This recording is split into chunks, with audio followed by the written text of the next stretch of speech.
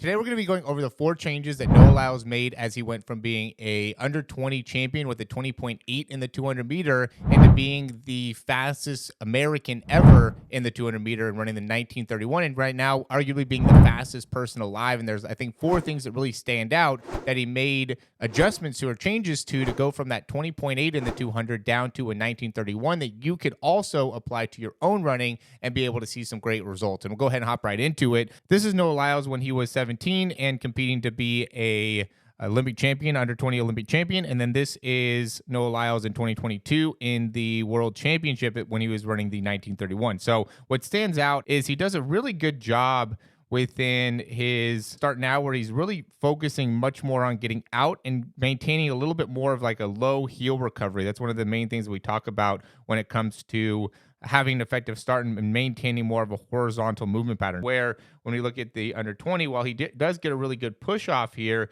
he starts lifting up his feet a lot earlier. If we look to see, like, within this step right here, you can see how he's getting much more of an upward movement off the ground in comparison to when we look at this step here, these steps here, he's getting much more of a forward movement from the heels, from the legs as they're coming off the ground. So then the next part is going to be the arm swing, and really the arm swing during the turn. And so we could see here, and I think this is something that can apply to all types of runners. It's not only anybody that's running the 200. We could see that he is getting much more of like an outward movement here in his left arm in particular. So as he's coming through, he's getting much wider with that left arm and then coming around and through from that position, in comparison to here, where he's getting much more of like just a straight back action within that left arm. I think he did a really good job of being able to clean up his arm swing in really a variety of different ways. I think he was getting a lot higher with his hand. You can see, like, as he's getting his left hand up and through,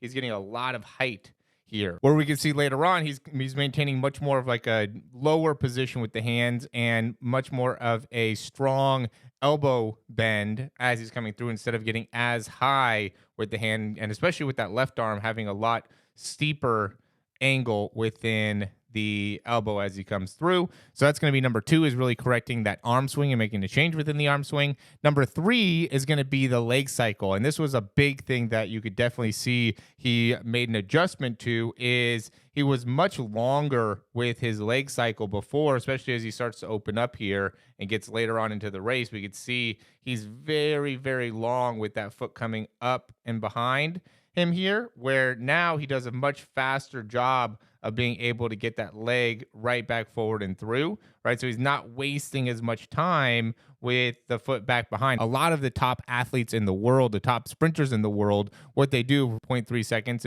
of time with their foot spent off the ground at the longer end, which would be like Usain Bolt. He's at like 0.36, but a lot of athletes are in that kind of range, 0.36, 0.35. It's usually a 2-to-1 in terms of the amount of time spent in the backside and the front side. So if it's at 0.3, I usually use that just because it makes it a lot more clear. Then 0.2 seconds would be spent on the front side, which is going to be when the foot is on the in front of the hips, where only 0.1 seconds is going to be spent on the backside. So a lot of athletes I see waste a lot of time by having a longer backside. So one of the things that he changed, even if he changes it by a few hundredths of a second, right, 0.05 hundredths of a second, and instead is really optimizing the front side and you're really getting that reach, and you could see that he does a better job with that reach on the front side, and that's because he eliminated the extra time coming off the ground within the backside. And that was going to go into the last one, which is the foot strike.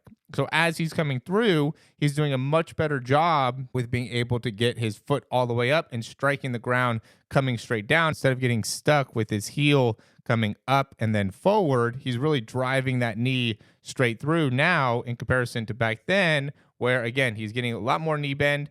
His foot's a little bit more out to the side as well, but we can see he's getting a lot more lift here within his heel, and then he starts driving the knee through, and therefore, as he's striking the ground, we could see he's landing with that foot a little bit more turned out to the side, and not in as good of a position. He's also not getting as good of front side mechanics as he's coming through as well. I guess if I was going to say a 5th thing, we could definitely see too, he's much bigger now, right? Now that we're kind of slowing this down, we can see his legs are a little bit skinny. He's not as overall thick. He is doing a really good job of being able to get that knee up, get that foot up, and now be able to pull back down and make it so now he's landing in a much more effective position. So instead of being so much on the heels, right, he's almost landing further back in his foot here. He's not landing on his heels, but he's landing much further back, and also with the foot more turned out.